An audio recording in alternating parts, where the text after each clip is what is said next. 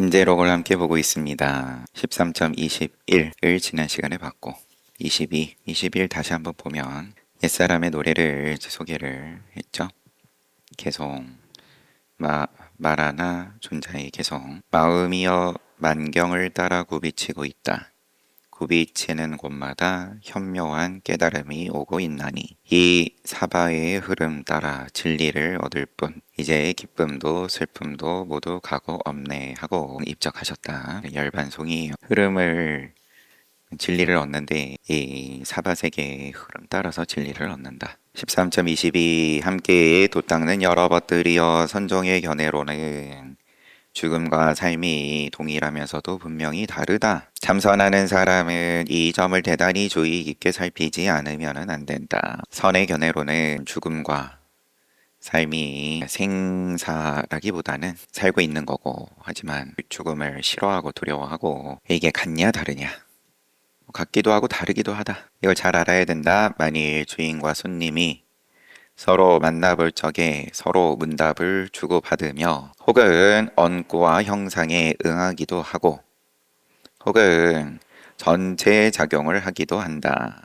통째로 주인 손님 구분 없이 한 덩어리의 작용이 뭔가 방편으로 작용해 보이고 기뻐하기도 하고 분노하기도 한다. 혹은 본성을 나타내 보이기도 한다. 혹은 사자를 타고 문수보살의 경지를 보인다. 1, 2, 3, 4 이게 1은 어떻고 2는 어떻고 그런 말씀은 당연히 아닐 테고 이렇든 저렇든 간에 손님과 주인을 나눠서 돌아가는 작용이든 구분 없이 돌아가는 작용이든 만일 진정한 수행인이 진정하기니 이걸 보고 하여 먼저 한 개의 악교풀 담는 그릇을 내놓는다면 선지식은 이것이 경계인 줄 모르고 바로 그 경계에 매달려서 여러 가지 형상과 언구를 조작한다. 이것을 본 수행자는 바로 한다. 진정한 수행자가 할을 하여서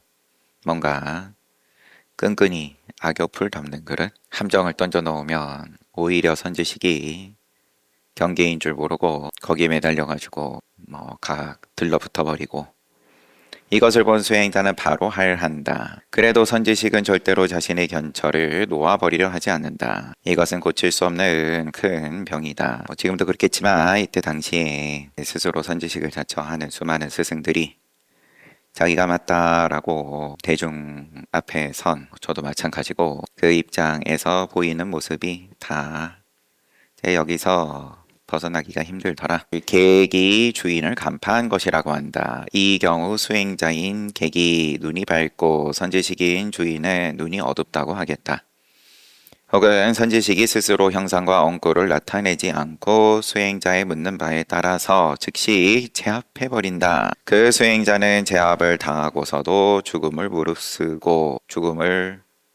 무릅쓰고 놓지 않는다. 한국어가 보통 어떻게 무릅쓰지 않고 죽음을 갑자기 헷갈려요. 어쨌든 두려워하지 않고 제압당하고도 놓지 않는다. 이것을 주인이 객을 간파한 것이라고 말한다. 그냥 뒤에도 이어지지만 진정하긴이 찾아와서 거기에 대해서 선지식이 똑바로 확인을 지도하지 못하든 아니면은 즉시에 제압을 해버리든 이렇게 얘기하고 저렇게 얘기하고 그 다음에 13.23 주인인 선지식은 눈이 밝고 수행자는 눈이 어두운 경우에는 이번엔 찾아온 수행자가 눈이 어둡다?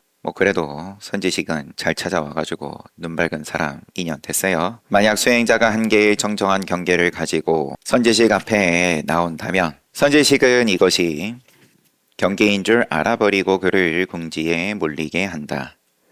도배우는 말하기를 하긴을 계속 수행자라고 그래요. 대단하십니다. 그려 훌륭하시군요 라고 한다. 궁지에 일부러 몰아 넣어서가 아니라 어리석은 학인 입장이니까 자기가 자빠지는 건데 그러고 난 다음에 자기가 춤추다가 자빠지고는 일어나가지고 대단하십니다. 훌륭하시군요. 선지식은 즉시 말하기를 녀석이 아무것도 모르면서 수다를 떠는구나.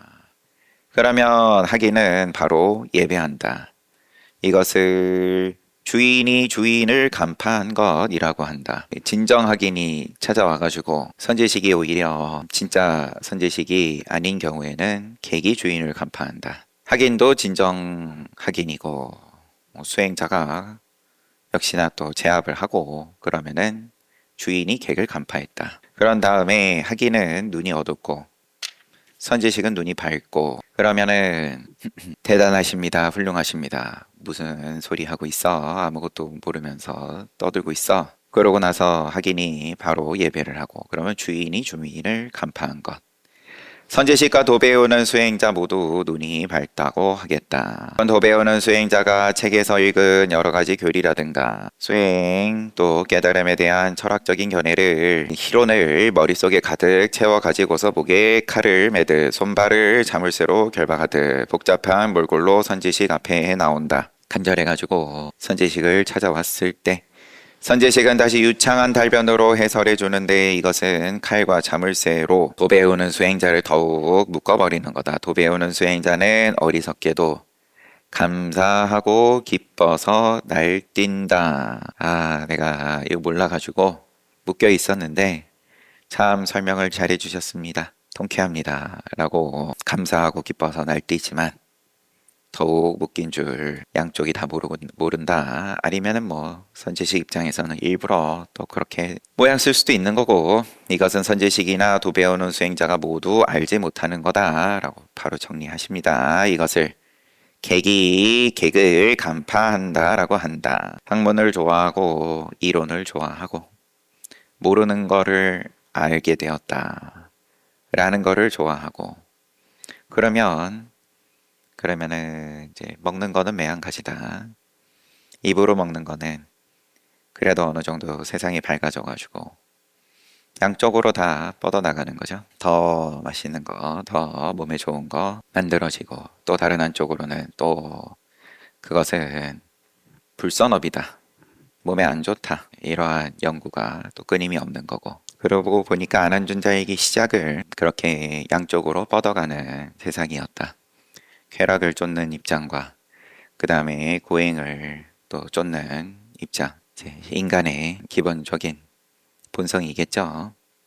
축생으로서의 인간의 다람쥐가 도토리 먹듯 내가 이미 뱃속에 집어넣은 거는 눈에 안 들어오고 바깥에 또 내 입에 집어넣을 거를 계속 찾는 업식과 그 다음에 뭔가 또 두드려 깨고 없애고 하는 이제 이런 업식과 이게 양쪽으로 다 돌아가니까 뭐 쉴 틈이 없습니다. 객을 간파한다라고 한다. 선지식도 눈이 멀었고 도배우는 수행자도 눈이 먼 것이다. 대덕들이여 산승이 이와 같이 여러 경우를 들어 말하는 것은 모두 수행의 장애가 되는 말을 판별하고 이단을 가려내서 정법과 사법을 분명히 알리기 위함이다. 전에 볼 때는 이렇게 눈에 들어오진 않았는데 지금 보니까 진정한 학인이 선지식을 찾아왔고 선지식이 그러면 역시나 이제 진정한 선지식일 수도 있고 진정한 선지식이 아닐 수도 있고 그럼 거기에 대해서 다 그래도 선지식은 주고 그다음에 진정 학인은 객이고 그래서 주인이 객을 간파했다. 객이 주인을 간파했다. 이렇게 말씀을 하시고 주인이 주인을 간파하는 거에 대해서는 눈이 어두운 학인이 인연돼서 바른 선지식이 인연되어서 그래가지고 눈을 뜨게 되었다. 이러면 주인이 주인을 간파한다. 객이 객을 간파한다라는 건 그러면은 이제 뭐 그냥 인과법으로 돌아가고 서로 그럼 좋다고 아 너도 모르는 걸 알았으니까 훌륭한 제자다. 아 스승이 제가 모르는 걸 알려주셨으니까 훌륭한 스승입니다. 라고 하지만 거기에는 객밖에 없는 거고 말의 뉘앙스에서 그러면 임재스님께서 진정학인이 선지식 법거량인 겁니다. 그러면 자기가 가짜 선지식에 대해서 뭐 감별을 하든 간파를 하였다. 객이 주인을 간파했다. 아니면은 선지식 찾아갔는데 선지식이 제압해 버린다. 그러면은 주인이 객을 간파한다.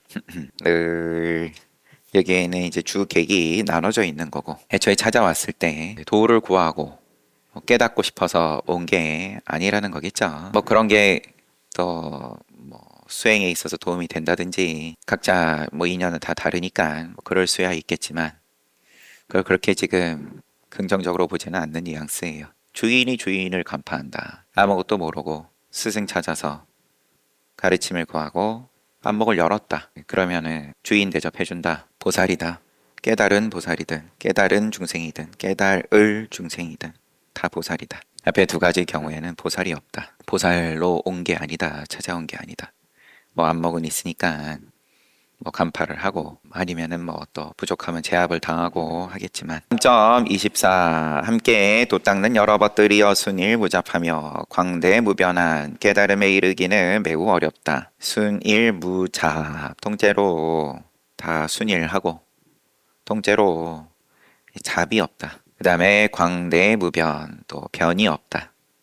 변방이 없다. 이러한 깨달음에 이르기는 매우 어렵다. 불교의 진리는 깊고 현묘한 것으로서 사람들은 자신의 좁은 견해에만 사로잡혀 있으면서도 상당히 알고 있는 것처럼 우쭐거린다. 산승이 종일토록 그대들의 깨우침을 돕고자 설파해 주지만 여러분은 진정한 주의를 기울이지 않는다. 그대들은 천번 만번 발바닥으로 보물을 밟고 다니지만 알지 못한다. 그것은 한 가닥의 형체도 없이 분명히 자기 자신을 밝게 비추건만 천번 만번 늘 자기 발밑의 일이다. 하지만 모른다. 그것은 한 가닥의 형체도 없이 분명히 스스로를 비추건만 하기는 믿음이 철저하지 못하여 여러 가지 언고와 형상에 집착하여 그릇된 아르마리를 내고 있다. 좋아 보이니까 앞에서 흔들면 나이가 50이 되도록 오직 옆길을 가면서 죽은 송장을 메고 옆길을 가면서 대도는 텅 활짝 텅 비어 열려있는 큰 길은 내버려 두고선 늘 이제 옆길로 빠져가지고 죽은 송장을 메고 색수상행식, 영험 없는 색수상행식 이걸 놓지를 못하고 불법이니 망상이니 깨달음이니 조사선이니 하는 짐을 지고 천하를 헤매고 다닌다. 염라대왕이 반드시 집신값을 청구할 날이 올 것이다. 인간을 피하지 못한다. 대덕들이여 산승이 밖을 향하여 불법을 찾지 말라 설하여도 하기는 참뜻을 깨닫지 못하고 밖으로 헤매어 마음 붙일 곳을 찾는다. 마음 붙일 곳을 찾는다. 의지할 무언가를 찾는다. 그래서 벽을 의지해 앉아서 혀끝을 윈 잇몸에 뻗히고 벽을 의지해 앉아서 뭐 등에 등지고 앉든 벽을 마주보고 앉든 어쨌든 벽에 의지한다. 혀끝을 윗 잇몸에 뻗히고 고요 속에 침잠하는 것을 구경으로 삼아서 고요하게 만드는 것을 최고의 경지로 삼아서 조사문중의 불법이라고 하지만 이는 큰 잘못이다. 그대가 만일 움직임이 없는 적정한 경지를 진리라고 여긴다면 등장해 임재스님 당신께서도 고요하게 있으니까 불러다가 이렇게 몽둥이로 연신 얻어맞은 거니까 그대는 무명을 잘못 알아 주인공을 삼는 잘못을 범하게 될 것이다. 움직임이 없는 경지를 진리로 여기는 한 무명을 잘못 알고 주인공으로 삼는다. 옛사람이 이르기를 깊고 깊은 캄캄한 구덩이는 참으로 무섭고 두렵다라고 했는데 이게 바로 그것이다. 참 순일하다, 성성하다, 망상이 안 일어난다, 마음 편안하다, 괴로웠던 게 참 안심되었습니다. 그거 말하는 거야. 그거 깊고 캄캄한 구덩이. 또 그대들이 움직이는 것을 가리켜 도라고 한다면 나무도 움직이고 있으니 당연히 도라고 해야 할 것이다. 반대로 작용하는 걸 도라고 한다면 고요한 거 말고 그러면은 안 고요한 걸 도라고 할 것 같으면 그러면 뭐 식물도 당연히 다 움직임이 지수와 풍의 기운이 있으니까 자라나는 거고 그러나 동하는 것은 바람의 성질이지 풍대이며 동하지 않는 것은 땅의 성질이다. 지대다. 어차피 다 사대다. 사대 가지고 이거냐 저거냐 열심히 따져봐라. 움직이는 것이든 움직이지 않는 것이든 모두 자성이 없는 것이다. 그대들이 움직이지 않는 곳에서 그것을 붙잡으려고 한다면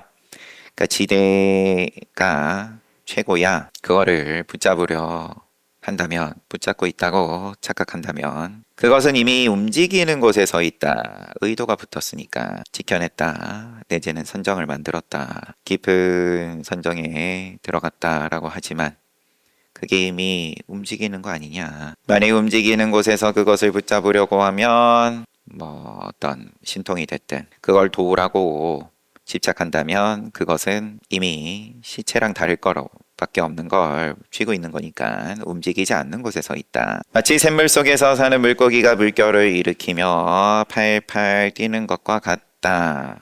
여전히 샘물이다. 대덕이여, 움직이는 것과 움직이지 않는 것은 두 가지의 다른 견해일 뿐이다. 다 인과법 안에서의 작용이든 내지는 견해이든 실제로는 의지함이 없는 도인이 움직이는 것을 쓰기도 하고 움직이지 않는 것을 쓰기도 하는 거다. 무의 도인이 경계에 종속되어 가지고 의지하면서 움직임이 필요한데 나는 움직임에 의지해야 되는데 왜 이렇게 안 움직여지냐? 아니면 거꾸로 고요해야 되는데 왜 이렇게 참 감정이 요동치냐? 맨날 시비인데 기대고 의지하면 내 의지함이 없는 도인이 그럼 그때그때 얼마든지 다 잘 써먹는다. 다 장애인 입장과 뭐가 쥐어지든 다 잘 써먹는 입장과 13.26 네 가지 표준 이제 앞에 해제 때 중요하게 생각하고 해설이 되었던 부분이 나옵니다. 지금 여러 곳에서 구도자들이 수행자들이 이곳으로 오고 있다. 산승은 그들을 위해 세 가지 근기로 나누어 그들을 맞이한다. 참 깨닫고 싶어서 학인들이 많이 오는데 이곳에 그들을 다 참 도의 뜻을 두고 수행하겠다는 마음은 참 기특한데 내가 그들을 어떻게 제접하냐? 그러면 귀가 솔깃할 거 아니에요. 제자들은 어떻게 보면 이제 예상 문제 풀이지 공개하는 거니까. 만일 중하근기의 사람이 오면 나는 바로 그들의 경계를 빼앗고 그 법을 제거하지 않는다. 중하근기 혹은 중상근기의 사람이 오면 경계와 법을 다 빼앗아 버리고 만일 상상근기의 사람이 오면 나는 바로 경계와 법과 주인공을 다 빼앗지 않는다. 만일 보통의 격에서 뛰어난 견해를 가진 사람이 오면 나는 바로 전체 작용을 나타내 근기와는 상관없이 대한다. 이게 어떻게 나눠지죠? 세 가지 근기로 나누어 그들을 맞이한다 하고 뭔가 네 가지가 나온 것 같아서 경계를 빼앗고 법을 제거하지 않는 그러면 탐진치를 버려라. 부처님 가르침을 잘 따라라. 선업을 짓고 불선업을 지지 마라. 이렇게까지 말씀은 안 하시겠지만 임재스님이 이제 법을 제거하지 않는다. 중상근기는 경계와 법을 다 빼앗아 버리고 상상근기는 경계고 법이고 주인공이고 다 빼앗지 않는다. 그 다음에 만일 보통의 격에서 뛰어난 견해 가진 사람이 오면 앞에 세 가지는 다 보통의 격에서의 이야기이고 아예 그러면 격 밖에 뛰어난 인연이 오면 전체 작용을 나타내 근기와는 상관없이 대한다. 대덕들이여 여기에 이르러서는 모든 학인이 전력을 다해야만 하는 것이다. 바람도 통할 길이 없고 번개불도 오히려 느려서 따르지 못한다. 학인이 만약 눈만 깜빡인다 하여도 벌써 몰교섭하게 된다. 마음을 헤아리려 하면 바로 어긋나고 생각을 조금이라도 움직이면 바로 틀려버린다. 그러나 깨달아 보는 자에게는 전체적으로 작용하는 그것이다. 그러면은 이제 뒤에 주석으로 설명이 되어 있지만 지금 읽히기에는 세 가지로 나누어 이야기하시고 그럼 그때그때 따라서 제접하지만 그렇지만 한 방에 깨닫게 할 인연 시절 인연인 입장일 것 같으면 그러면은 그 찾아온 학인이 중하근기든 중상근기든 상상근기든 이런 구분은 필요 없고 그냥 곧바로 전체 작용으로 깨닫게끔 한다. 네, 입장 그 자리에는 하긴도 전력을 다하고 임재스님 또한 마찬가지고 임재스님께서 뭐 그러지 선지식이 언제 이제 그러면 부처 작용이 꺼놨다가 충전해놨다가 다시 시동 걸었다가 애초에 그러는 게 아니니까 이런 표현도 안 맞지만 하긴이 전력을 다한다. 중하근기, 중상근기, 상상근기 다 필요 없고 이 바람도 번갯불도 다 통할 길이 없는 입장에서 조금이라도 생각이 일으켰다 하면 헤아렸다고 하면 어긋나 버리는 거고 움직이면 바로 틀려 버린다. 그러나 아는 사람 눈에는 전체로 작용하는 거다. 대덕들이여 그대들은 바루를 담은 주머니와 똥자루를 짊어지고 다 그러면 뱃속에 똥자루 하나씩 짊어지고 있으니까 밖으로 내달려 부처와 법을 고한다. 관용적인 표현이겠죠 아마. 그런데 보통 이제 밥통 하니까 다 위장 가지고 그런데 이제 밥통이라고도 안 하시고 똥자루다. 밥은 밥통이야 뭐 바루 있잖아. 바루랑 밥 담는 바루랑 똥 담는 몸뚱이랑 짊어지고 밖으로만 내달려 부처와 법을 고한다. 지금 이와 같이 쫓아 구하는 놈이 무엇인가를 그대는 아는가? 활발하게 작용하지만 아무런 흔적이 없다. 모를 수도 없고 떨쳐버릴 수도 없다. 구하면 구할수록 더욱 멀어진다. 다 이런 보통의 격밖에 인연이 왔을 때 전체 작용하는 표현 내지는 그런 인연을 위한 다그침. 구하면 구할수록 더 멀어진다. 구하지 않으면은 눈앞에 역력하게 작용하고 신비스러운 그대로 있는 겁니다. 우주의 멜로디가 저절로 귀에 들어온다. 뭘 이렇게 번역을 했는지 제 영음 신령스러운 음성이 그러면 이제 귀에 이른다. 만약 이것을 믿지 않으면 100년을 헛되이 보낼 거다. 한생 그냥 또 헛발질 하다 가는 거야.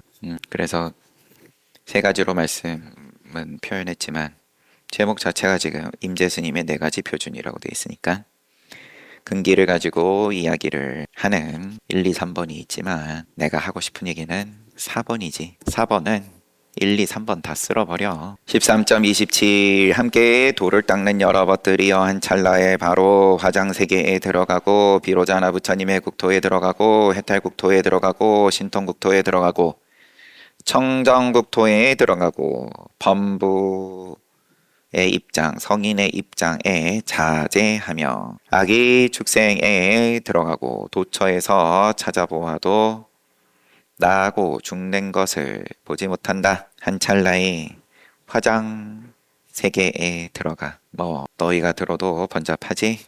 너네들이 늘 이런 소리 하고 있잖아.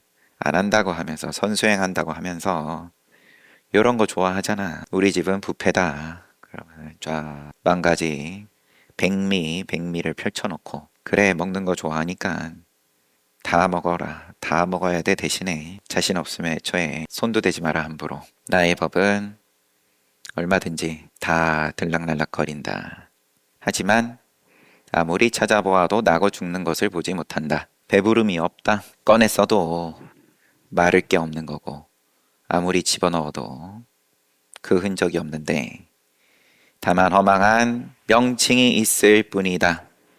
입에 들어가기 전까지는 뭐 양식이고 한식이고 일식이고 그러므로 옛사람이 말했듯이 환화와 허공의 꽃과 같이 요거는 뭐 신신명인용이죠. 허망한 것을 잡으려 하지 말고 얻고 있는 마음 옳고 그른 마음을 일시에 놓아 버려야 한다. 13.28 이건 조금 다른 내용이 나옵니다. 함께 돌을 닦는 여러 것들이여 산승의 불법은 분명히 선문의 정통을 계승한 것이다. 파격적인 소리로 들릴 수 있겠지만 조금 더 과거의 조사들과 빗나감이 없다. 저 마곡 화상, 다나 화상, 도일, 또 노산, 또 석공 화상께서는 모두 한결같이 조사선의 가풍을 널리 펴신 위대한 스승들이다. 그러나 사람들은 믿지 않고 비방한다. 저 도일 화상의 경지는 그 작용이 순이라여 어지러움이 없었으나 그분의 회화에서 도를 배우던 300, 500의 수행자들은 근스님의 참뜻을 알지 못했다. 저 노산 화상께서는 자유자재하게 활동하시되 참되고 바른 자세를 잃지 않으셨다 경계에 따라 수순하여 작용하였으나 학인들은 모두 그 경지를 헤아리지 못하고 갈팡질팡하였을 뿐이다. 저 마고화상께서 작용하시던 경지는 어렵기가 황벽 스님과 같아서 모두 가까이 할 수 없었다. 저 석공화상께서 작용하시던 경지는 화살 끝에서 사람을 찾음으로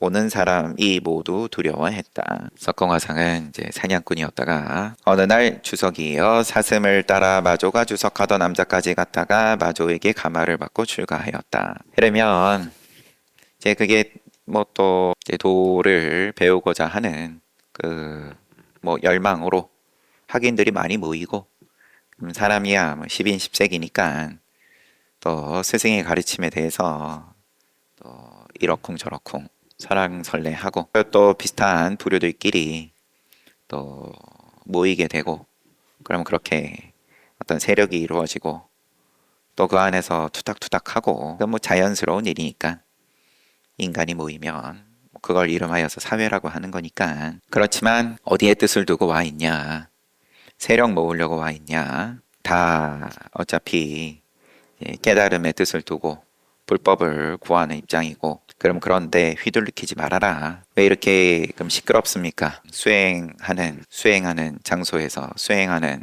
무리들이 왜 이렇게 시끄럽습니까? 라고 또 이어지는 시비. 그런 거 이런 시비든 저런 시비든 시비할 필요가 없다.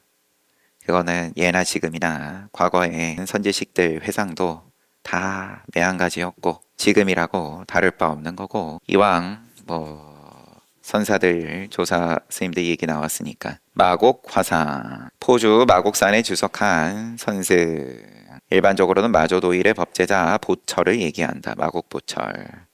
다나 천년 화상은 다나가 어느 추운 겨울날 장안 해림사에 가가지고는 법당에 목불을 들고 내려가지고 쪼개가지고 장작으로 썼다. 그 불에 몸을 녹이고 있는데 해림사 주지가 놀라서 달려왔다. 주지가 경악을 금치 못하니까 다나가 자연스럽게 재를 뒤적이면서 사리가 얼마나 나오는지 보고 있는 중입니다. 이 사람이 미쳤군. 목불에서 무슨 사리가 나온다는 말인가? 사리가 없으면 부처가 아니지요. 그럼 나머지 두 개도 좌우 부처도 함께 내려가지고 불 떼버립시다. 마저 도일 스님이야 뭐 유명한 분이고, 노산 스님을 노산 귀종사에 주석한 지진 지상 선사, 지상 귀종 선사를 말한다. 빨간 눈의 귀종. 이 사람의 이 스님의 문화의 고안 대우로부터 임재가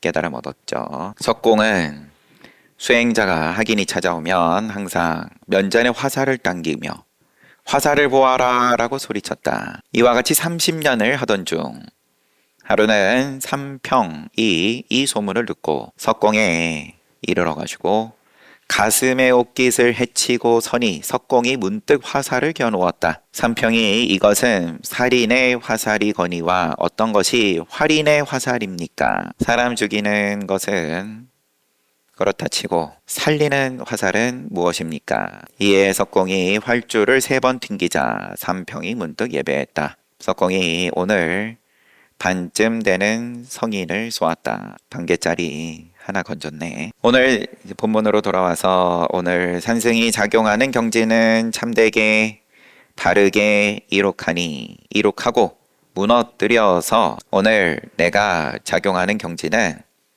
이쁘게 잘 만들어서 그 다음에 또 무너뜨려서 신묘하게 변화하며 자유자재하게 노린다. 만들었다가 부쉈다가 자유자재하지. 모든 경계에 처하지만 곳곳마다 꾸밈이 없어서 어떠한 경우일지라도 나의 경지를 바꿀 수 없다. 조금도 이 경지가 자유로움이 이게 무너지지 않는 거다. 너네들은 정작 이거는 구하지 않고 뭘 그렇게 열심히 이쁘게 만드냐. 나에게 와서 깨달음을 구하는 자에게는 바로 나아가서 그의 본래 면목을 꿰뚫어 보지만 그는 나를 보지 못한다. 내가 몇 가지 옷을 바꿔 입어 형태를 바꾸면 하기에는 거기에 아르마리를 내고 내 말과 글귀에 집착한다. 아, 슬픈 일이다 어리석은 형제들이여. 내가 입은 옷의 색깔에 집착하여 깨달음이 푸르고 노랗고 붉고 흰 것으로 아는구나. 내가 옷을 벗어버리고 청정한 법신의 경계로 돌아가며 하기는 한 번 보고서는 기쁜 생각을 일으킨다. 내가 또 한 번 옷을 벗어 붙이면 하기는 정신을 잃고 놀라서 달아나며 이르기를 내가 옷을 안 입었다고 한다. 내가 그때 바로 그에게 말하기를 그대가 옷을 바꿔 입는 진정한 나를 보았느냐라고 하면 그들은 호련히 머리를 돌리고서 나를 알아버리는 것이다. 방편을 역경계를 쓰든 순경계를 쓰든 나는 자유롭게 얼마든지 이거 입었다 저거 입었다 하는데 다 이미 답을 쥐고 와서 물으니까 자기는 그렇지 않다라고 하지만 납작 믿음을 내고 무조건 저는 가르침에 따르겠습니다 라고 하지만 뭐 보여줄 때는 감탄하다가 금방 바꿔가지고 바꿔 입으면 혼비백산하더라. 그걸로 끝나면 분탕만 일으키고 뭐 한 거니까 경계만 일으키고 끝났으니까 그 과보가 감당하기가 힘들 텐데 그렇지만 다시 한번 혼비백산하는 걸 불러다가 한 번 더 옷을 벗어서 옷을 이걸 입었다 벗었다 저걸 입었다 벗었다 그러는 나를 한번 보여줬을 때 그때 눈이 열린다. 호련히 머리를 돌리고서는 나를 알아버린다. 쉬었다가 정진합시다.